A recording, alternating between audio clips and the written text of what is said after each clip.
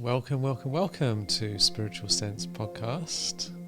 Today we're diving into the joys of space clearing, how every single thing in your house has an energy, and that energy is either helping you, improving your life, or it's actually harming you and pulling you down. And space clearing was one of these amazing spiritual practices that not many people talk about. And when you do this, when you learn these methods and you apply them, your entire life will start to get better and better and better. And it's also a lot of fun, and it brings in all this new energy into your life. So if you're feeling a little bit stuck, a little bit trapped, a little bit like you're cluttered and life isn't the way you want it to be, this can really shift that energy in a very profound and powerful way. So welcome. Hello, Shireen. Welcome to the podcast. Hello, Michael. It's always a pleasure to be here with you. Yay. So we're going to be diving into this today, and Shireen, although she says she don't want to share that much in this session, she's actually a master at space clearing. I consider myself very good at this, but she's actually an inspiration to me. So we're very happy to have your thoughts on this. Thank you. I'll see if I can share. But I want you to share because you went through this recent space clearing. I did. The last 10 or 15 days I've been clearing my house. I'm on a mission to, first of all, clear the house physically, which I've already done. And then my next space clearing, which I'm working on now, is to clear out my hard drives, online world, all the emails and websites and all this mess that's piles up, all these different accounts and everything. So my own experience with this recently has been that I've done lots of space clearing, and I'm going to share with you the method that you can use in this session. And even though I've done this for many, many years, I've always held back a little bit. There's some part of me is like, well, what about this? Whereas this time I just said, look, just do it fully, just really go for it. And as a result of that, I really feel like I'm living in a different world, not just a different house, it's a different world that I've entered into. Because when I'm wandering around, every single thing in this house, literally every single object has a purpose, and it is giving back to me. There's nothing going on anywhere that's pulling my energy away or stressing me out or taking my attention away from what I'm doing. And every single room in the house has a very clear purpose. So I have different energies in different parts of the house, and it's just such a wonderful feeling. And I want to help you have that same experience. And it's going to allow me to create all these things in this year that I wouldn't have done otherwise. I have a question. Sure. Why were you holding back in the past? I'm not sure at the time when I was doing it, I thought I was holding back, to be perfectly honest. I think I was at that time thinking I was being ruthless, but really I was just giving myself some little excuse. Oh, maybe I'll use that thing. Maybe it'll be useful down the road. So the main thing is, it'll be useful later on. Useful later on, or some sort of fear of not having that. Some sort of attachment. It's the thing that I find most interesting about space clearing out your stuff, is that we're actually dealing with our unconscious. Because normally we buy things in a trance state. Like, how do we get to this place in the first place, right? And I'll talk from my own experience.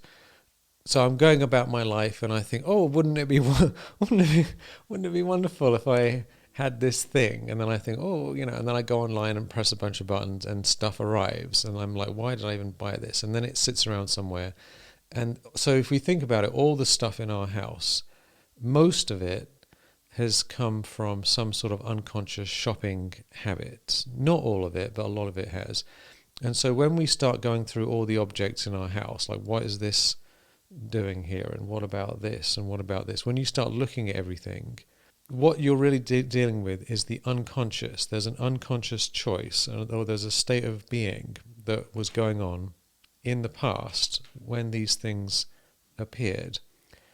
And when you pick up all of these objects and you start analyzing what they are and why they're here and do you need them or not, it brings up all this unconsciousness, which actually can be very tiring.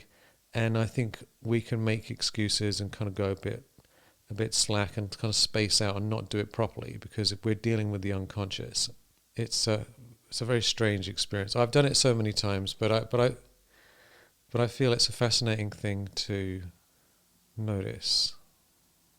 So, what came up in the last 15 days? You said you've been cleaning your house.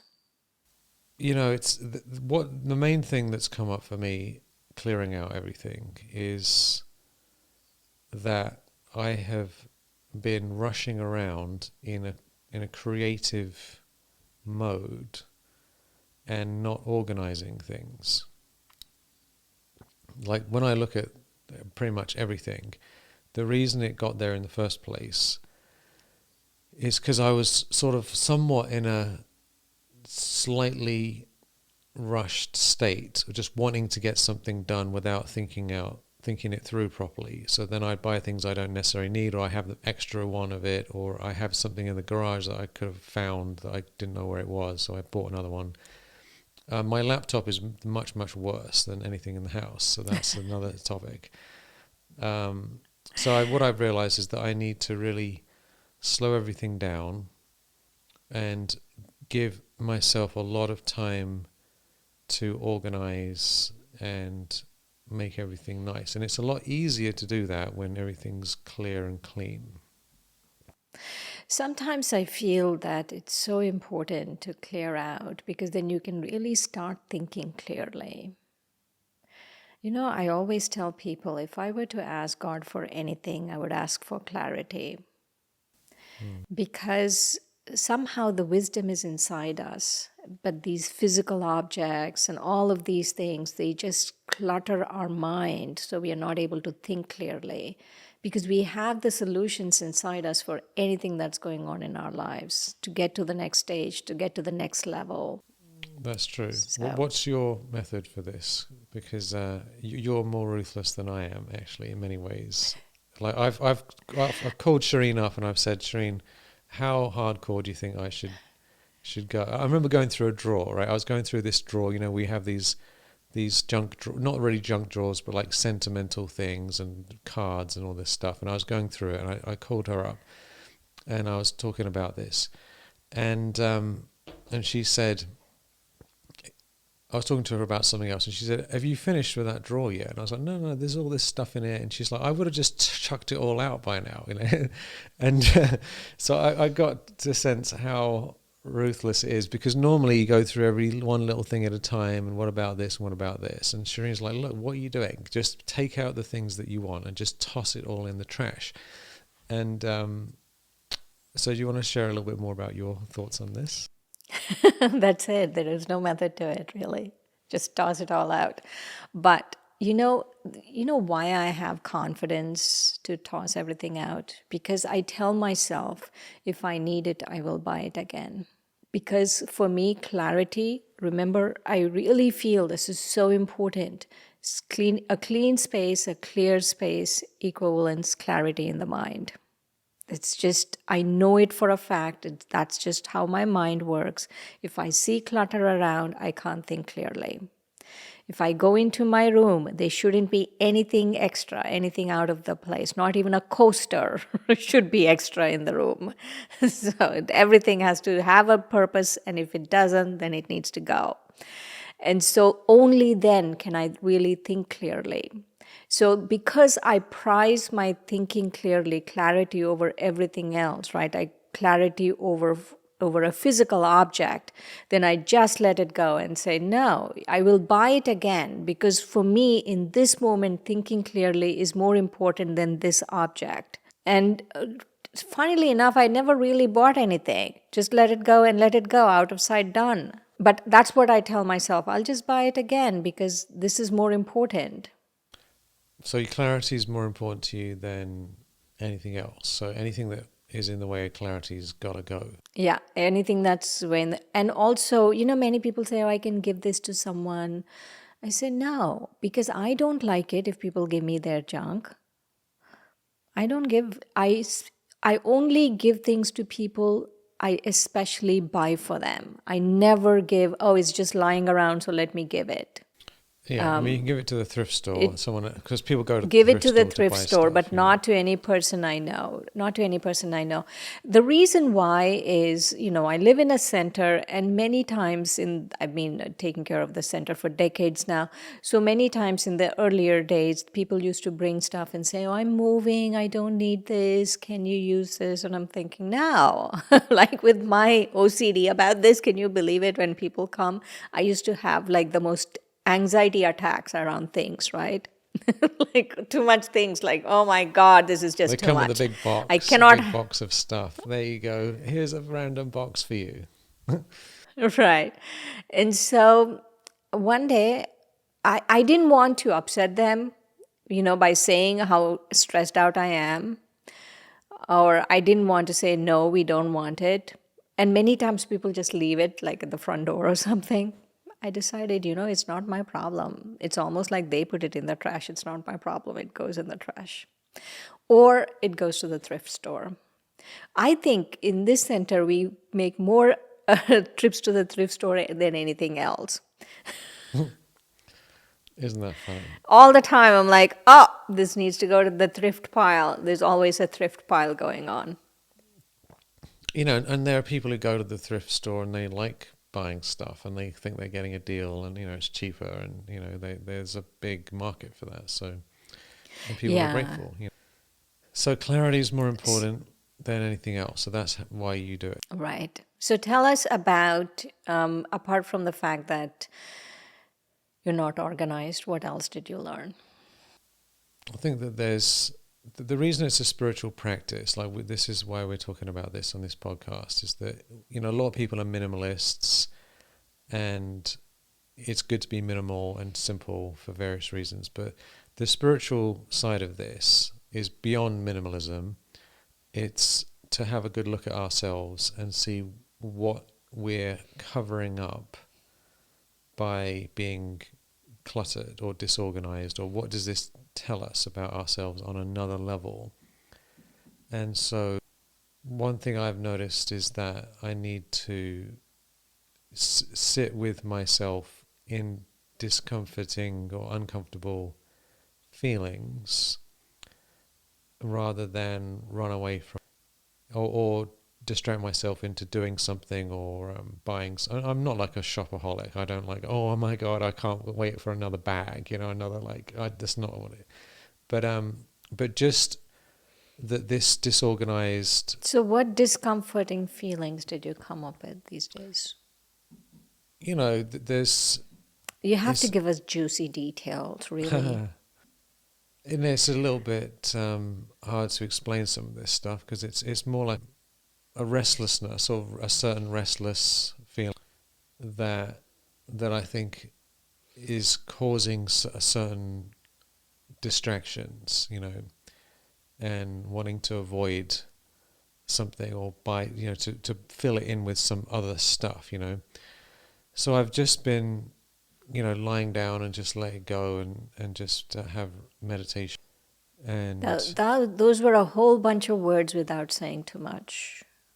You have to give us juicy details. well, it's no, I mean the main thing is like a restless feeling. It's a certain restlessness. Okay, a restless feeling. Okay. I'm not feeling it now because I feel like I've cleared a bunch of stuff through doing the process. But the main thing is feeling slightly unconscious, going into somewhat of a restless, unconscious trance state, and then.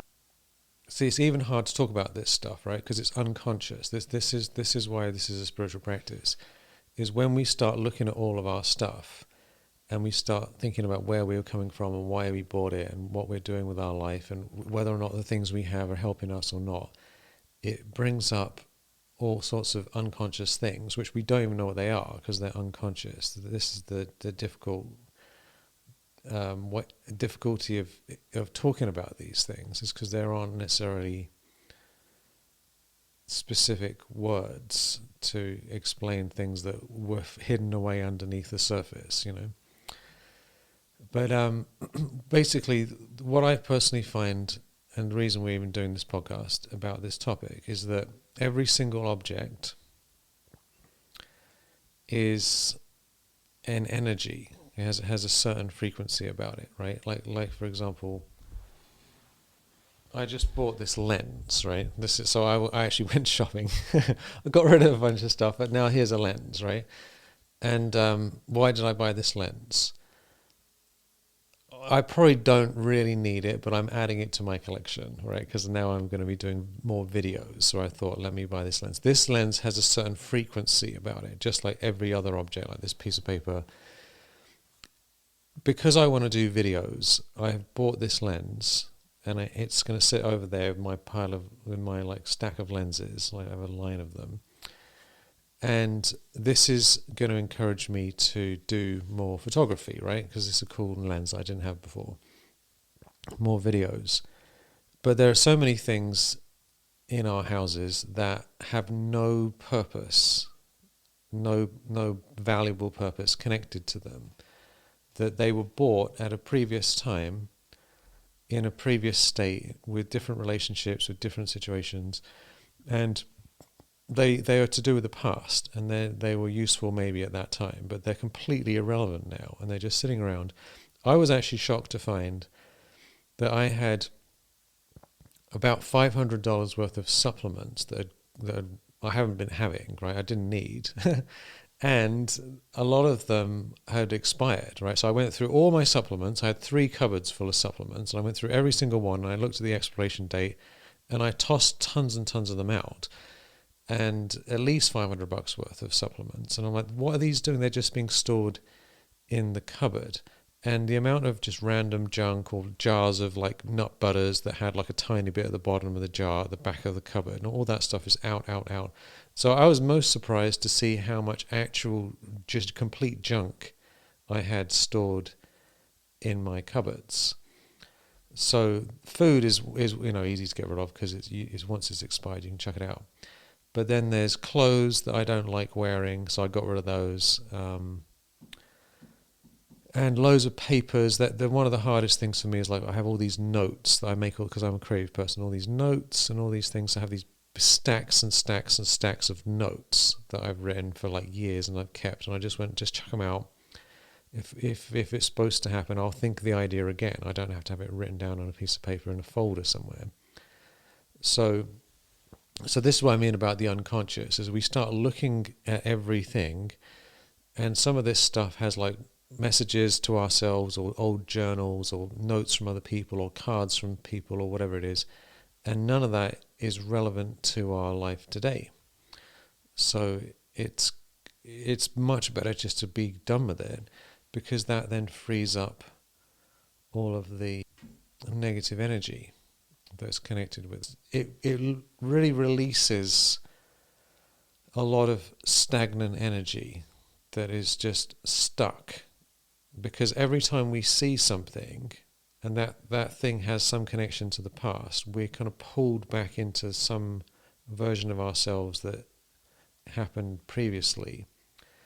So my intention, and I recommend, we're going to talk about how to do this practically, is that every single thing in your house should be connected to your future self and what you want. And if it isn't connected to your future self, then what's the point in having it?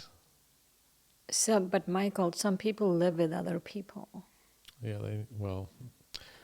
anything that they have, then, so it's their stuff. Because Okay. yeah, otherwise it's like, what? No, it's not going to work with other people's stuff. And I've tried to get other people to do space clearings previously, and it hasn't been very successful. You have to want. Yes, you'd have to want to do it. And also, you have to be gentle with yourself and someone else, right? I've noticed forcing someone else to do something is not being gentle with yourself. because then you have to like push against something and all of those things. So it's just best to let people be and you do what you need to do. Yeah, no, don't try and get anyone else to do it. I've tried to help my mother when I go to Hawaii to do space clearings, and she says, "Oh, I really want to do it," and she gets all excited, but she doesn't really, and all it does is waste my time and her time. You know, you have to do it for yourself from your heart if you want to do it, and forget about anyone else. They might be inspired though. If you start space clearing your stuff, there's quite a high possibility that they might go, "Oh, maybe I should do it as well," without you saying. Right. You know, the other thing that you said, which was important, is you were talking about how space clearing is so important to get to the next level, like it's a prerequisite. Could you talk to us more about it? Right. So let's say we have a goal. I'll give a practical example. Shireen and I are doing more videos, right? So right here, I've got one camera, another camera here, and this thing, this mic, and all these lenses, right? And I've got a green screen here. So I want to do more videos, and I haven't been doing them. And why have I not been doing them until recently? Because my house wasn't set up for doing videos. The camera was in one place and there was something else over here, and nothing was really set up to do videos, right? So I have a clear vision. I want to do more videos, and so I've rearranged everything. I've even got rid of my couch. I used to have a couch here. I got rid of it, and now I have a green screen, right? I had a green couch, now I have a green screen, because it's more important to me to do videos than it is to sit on the couch. I have other places I can sit down and lie down and read books and things, so I don't need one there. So whatever our intention is for our life, for our future, we want to have only those things here in our space that support that, and the things that don't support it need to be removed, because our environment is the hidden hand behind almost everything in our life. If we don't control our environment, then our environment will control us. So if we want to do meditation, then we need to have some sort of place to do meditation. Otherwise, we're probably not going to do it. If we want to eat better, then we need to have things set up. You know, Shireen was talking to me about this. You need to eat better. And so I've upgraded the kitchen. I've got a new different pots and pans and, you know, all these different machines to make the different sorts of food. And everything's organized in jars. And I've got all my beans and lentils in one cupboard, and then all the grains and all the spices, and then I've got a baking area, and I've got smoothie area, and I've got the fruit area, and everything's really nice. So it's easy for me to do the things I want to do, whereas before it was loads of random supplements and this and that and all these things all over the place. So the prerequisite is, if you want to change your life, you have to set up your environment to support you doing that, so that it's almost inevitable that you do the thing that you want to do, and almost impossible to do the thing you don't want to do. Right. So if somebody, for example, wants to eat better, they have to sort out their kitchen. That's not going to happen otherwise. If someone wants to go running, they've got to get their running shoes. They need to have the right running shoes. They need to have the running shoes near the door. They've got to have everything set up to do running, or their chances are they're not going to do running. I've set up a whole room which is only for meditation, right? So I've got a meditation cushion, I've got a meditation chair, I've got a meditation place where I can lie down doing meditation. I've got like these 4 different places I can do meditation, and there's nothing else in the room. So that's all I'm going to do.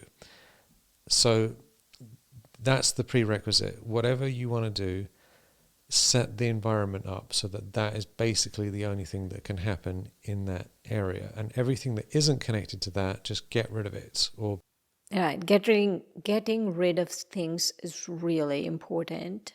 You really think, oh, you will need it, some kind of attachment to it. More, what if you need it later on? No, if you need it, just buy it again, right? Just get rid of it. My motto is, if I haven't used it in the last year, last 2 years, then it goes. Whatever it is. You know, like this person, right? This Japanese lady says, oh, does this bring you joy? for me, things don't bring me joy. Like physical things don't bring me joy. It's just, is it useful? Have I used it in the last 2 years? Like, let's say this mug, right? Have I drank out of this mug in the last 2 years? If the answer is yes, then it stays. If the answer is no, it goes.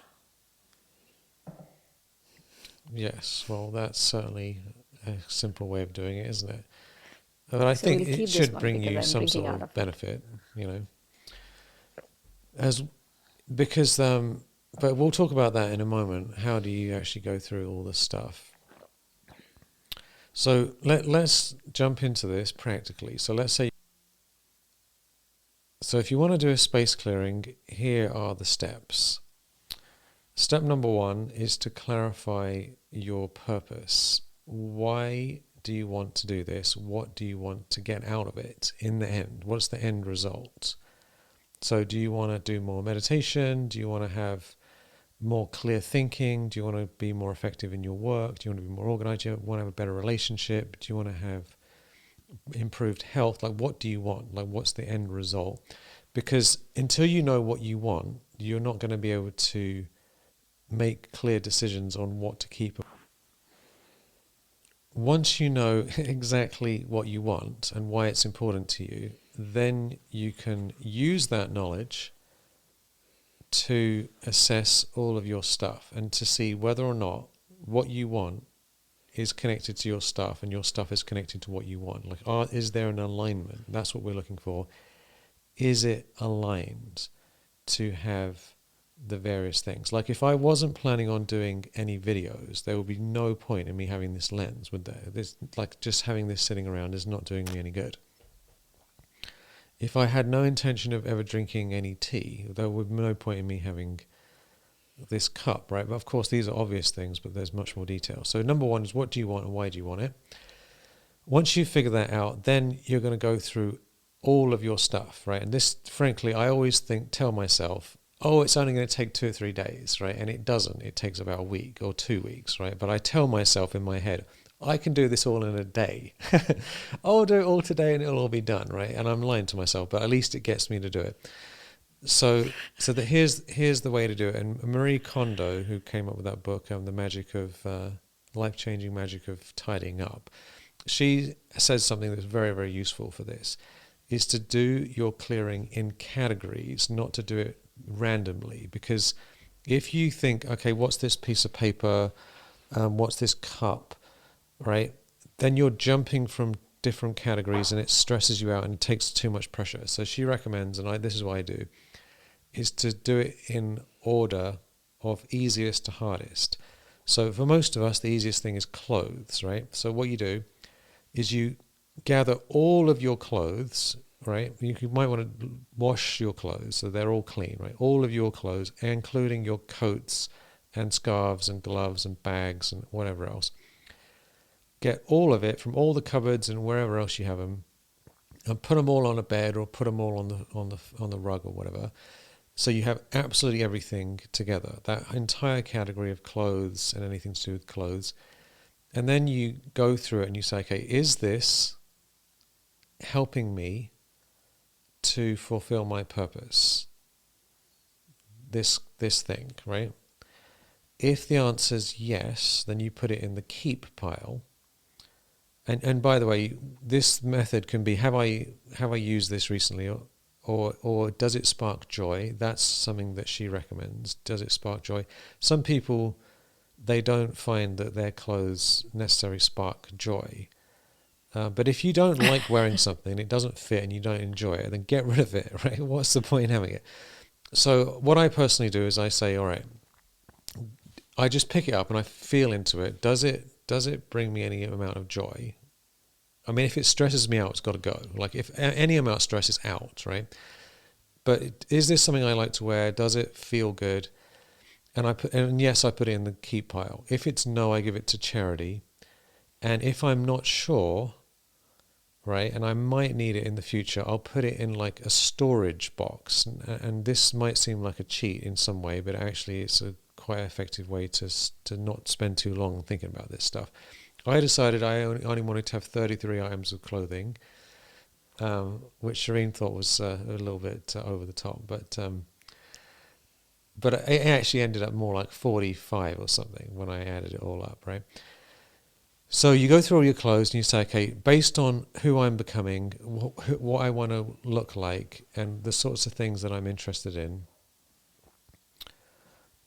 which clothes am I going to keep? So you only keep those things, and I recommend chopping your wardrobe down to as minimal as possible, maybe down to 50 items or something like that, because the less you have and the better the things are that you keep. Then when you open your cupboard, you can see what's in there, and you only have the stuff that you really love, and everything else is out. Right? This is such... So start with clothes. Clothes is very, very easy and makes a big difference right away. The next category is books. Books, I actually didn't really get rid of any books because I like books. And, you know, but if you have books that you don't like, you're never going to read and they're stressing you out, get rid of them. But I've already done this before, so I didn't really do much with my books. But you can go, you literally take all the books off your shelves if you have a bunch of books, pick them all up. Do you like it? Do you love it? If you're never going to read them and you don't like the book, get rid of it. And if you're feeling... Then there's papers. This is a little bit annoying because that can be journals and bank details and random stuff. So some of these things you have to keep for various reasons. But there's many, many things that we never are going to use. I mean, like journals. Many people have loads of journals, and then I've talked to clients of mine, and they say, oh, I went through my old journals. They found that it's the same stuff they're dealing with now they were dealing with then. Like they're saying the same thing over and over again. So because a lot of the time journals is just repetition of... And sometimes it isn't. Sometimes you're like, oh, wow, I was going through a really hard time then, now I'm not. So you have to make your own call about this. Do you want to keep them? Do you want to get rid of them? I personally feel like if you've gone through a really rough time and you've written loads of journals about it, you might want to get rid of them because it's negative energy. Um, I like journals, but yeah, it's good not to keep nonsense around. I remember when I was 12 writing a journal. I don't have the journal, but I remember what I wrote in the journal. And so sometimes, right, even if you don't have the journal with you, just that act of keeping the journal really is helpful. And just maybe glance through it and see if there's anything important you need, otherwise chuck it. Yeah, it can be useful to actually go, like when I went through my papers, I actually looked at them all and I thought, oh, that's interesting. And I did keep some of them, but only maybe 20%, the most. And you can feel whether or not it's useful pretty quickly. So you can learn a lot just by going through it. But once you've got the message, then you don't need the actual thing. And same thing with bank stuff and receipt. I had a whole bunch of receipts. I'm not sure why I was keeping them, but I don't need them. I know, right? Banking now, because everything is online, I really think you should chuck everything out. Everything. Gone. Done. Yeah. You can log in and download stuff and print things out in most cases. I mean, if you have a receipt for something you're thinking of taking back and you need the receipt, then fair enough, you know. But so pieces of paper and journals and all that stuff, that's a big topic, but you'll feel so good to have that cleared out. I literally had big and then the next one is, what have we got here? Books, clothes, electronic stuff, right? Cables. How many iPhone charging cables do you actually need? You know, how much? So, you know, I went through all my electronic stuff and a bunch of stuff is broken or random, like, things that I don't even know what they are. And so it feels really good to clean those drawers up and get rid of all that stuff. And old equipment you're never going to use, you can sell it or get rid of it and give it away. and it feels so good to have everything organized so that when it comes to actually using the things that you have, you know where they are and you have them, all the cables, and it's all nice and easy to deal with. The next one is the kitchen. This is a big deal. This took me the longest by far, the kitchen, because you have physical pots and pans, right? Plates, cutlery, and bowls and all these different things, and glasses and cups and whatever else. So you want to pull all that out. Which of those things do you love? Do you use that are useful? And which ones have weird energy connected to them, or you never use them? Some people, they have this massive stack of plates and they never have any guests around and they don't like the plates and they're just sitting around taking up space in their cupboard. Just give them away. Or there might be some like 15 different types of can opener. Like, you don't need 15 can openers, just one can opener. And so there's loads and loads of stuff. I got rid of so much stuff out of the kitchen. Electronic, various like blenders and things that I never used anyway. So get rid of stuff you don't use or don't need. Then get all your physical food out of the freezer, out of the fridge, do the fridge and freezer, clean the fridge and freezer, chuck it all out that's gone off. Pull out all your supplements and all the different bits and pieces in the cupboards. Loads of it will have expired, right? Unless you're really on top of things. I was shocked how much random stuff was in there because I don't even have that much stuff. And I was just like, where did it all come from? So the boxes, bags and bags of the stuff were being chucked out. So just get rid of all that and then put it all back in a different place, or make some adjustments so that it's more organized than it was previously. And then, of course, once you've done the kitchen, you will feel really, really, really good. And design the actual kitchen for the sort of food that you want to make. So if you're planning on having more juice, let's say, you want to make sure your juice is right there, and you want to make sure you have a whole section in your fridge just for juicing ingredients. Otherwise, you're not going to have any juice. If you want to have more, cooked food or Indian food or rices or whatever else, you need to have all that stuff set up. If you want to bake more, you want to make sure your baking area is all nice and organized. So think about what sort of food you want to eat, what's healthy, and make it easy to actually do those things to your life. So that's a big one, the kitchen. And then there is the furniture, right? And the pictures and furniture and chairs and all these different things. Do you really use all your furniture? Do you like your furniture? Is it tatty and ratty and battered? And do you love your pictures?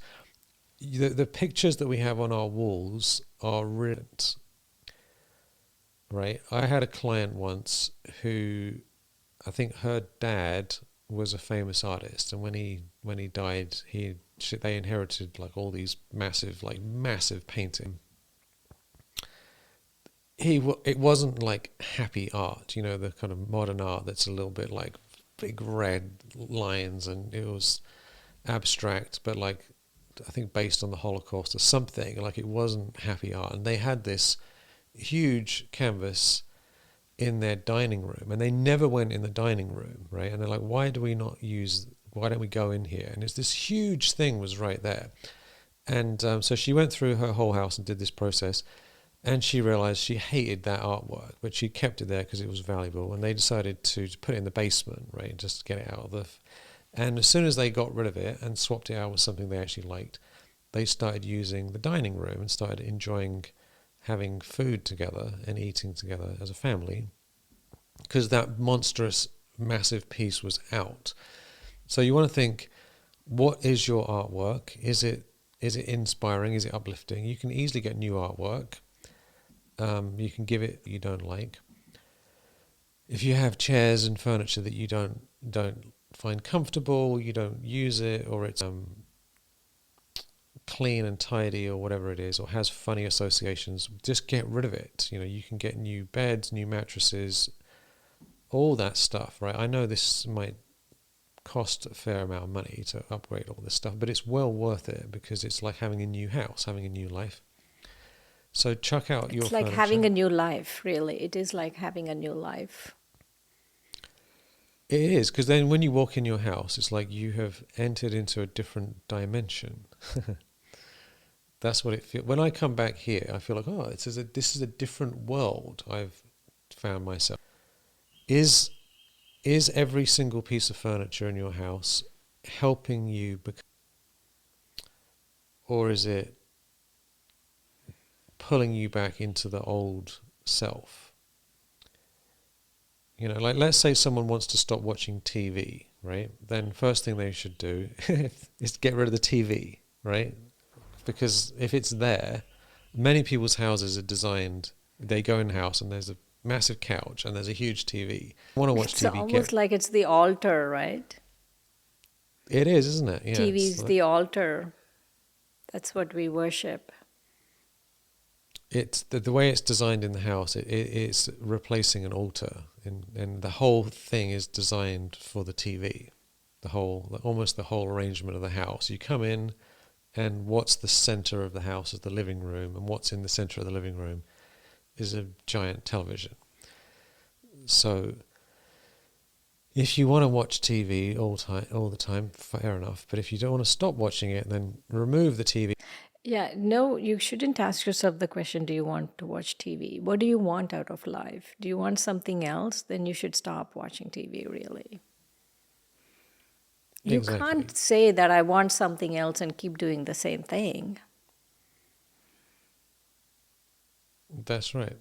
We see what we're committed to, right? So if I say I'm committed to meditation, but I actually don't do meditation, then I'm not really committed to it. I'm committed to something else.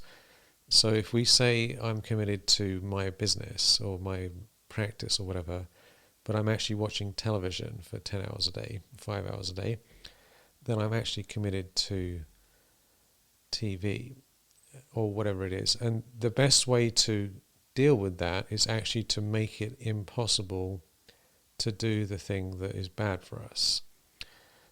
Because we don't actually have much willpower, if we're honest. Our willpower is really, really fleeting and runs out very, very quickly. So it's much easier just to get rid of the temptations from our space in the first place. Like if someone wants to stop drinking alcohol, it's really not a good idea to have lots of bottles of wine all over the house, really. You know, do you know what I mean? That's not going to help having Yeah, wine everywhere. absolutely. So getting rid of it. So you think, what is my purpose? Always comes back to the purpose. What is the point of my life and what do I want to achieve? And then is this stuff I'm looking at, furniture, books, papers, clothes, electronics, is it helping me with that or not? And that's how you decide. And so you go through these different categories, furniture, and then the last thing is sentimental stuff. Sentimental. That's the hardest thing for a lot of people. That's why it's last. And the interesting thing is the longer you do this for, the more irritated you get and the more ruthless you become. So by the time you get to sentimental things, you're in such a state of like, I can't deal with, how did I get all this stuff? What is wrong with me? Why did I buy it all? I'm surrounded by crap everywhere. So you just want to chuck everything out at that point. And you say, oh, what? I don't need all these random pictures from these random whatever. Out. And so that's why that's last, because the longer you go, the more. And make sure that you also, as you do this, so you have these three categories, right? Keep, store, that's like a suspect category, like that's like a last resort, or give it away or just toss it out, right? There's basically four categories. Keep it, store it, toss it, or give it to charity. The storing stuff,